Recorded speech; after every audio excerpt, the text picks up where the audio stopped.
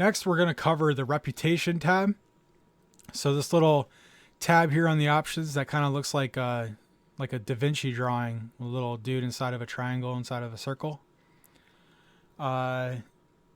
This is going to cover, like your stuff on screen. So like what color people appear as guildies or as innocents or criminals, enemies, murderers, all that stuff. You can adjust all those colors right here. So if you like to change the colors to something different, like a different convention, this is where you can do so. You can choose to always highlight people by their notoriety, and then you can pick what notorieties actually show. You can do it for humans and or monsters or both. And if you scroll down just a little bit, you're only going to get one more option here. This just makes it so when you try to do criminal actions, it'll query before the criminal action. You can either enable or disable that here, and you can block any war actions on pets, party members, or friendly members. The next tab, Miscellaneous.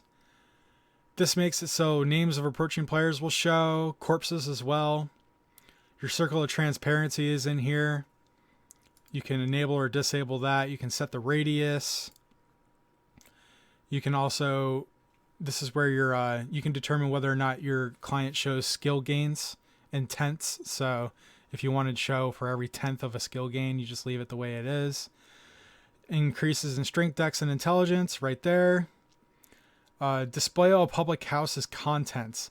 I'm not sure what this actually does. I haven't messed with it, but I believe it makes it so that when you run by a house, you don't actually have to step on the stairs to render all the stuff inside, which if your computer's short on resources, it might be a bad idea to check this, but I'm really not sure what that does. But I would imagine that that's what it is. And then this will cache a number of houses based on if this is checked or not. And this determines how many houses are actually held in the cache. But keep in mind that if your computer's short on resources, then this is going to eat up a lot of very, very, very valuable memory. So it might not be a good idea to check this. Block dismount in war mode makes it so you can't dismount yourself if you're in war mode. And open new corpses in range during combat makes it so like if you have corpses auto open checked in the assistant, having this checked will make it so you still open corpses even if you're in combat, which could get you in trouble, but it would definitely save you an action or having to think about something or something in the heat of battle. And then last but not least, this filter tab does absolutely nothing, so you can just forget about that. And that covers all of your Orion options.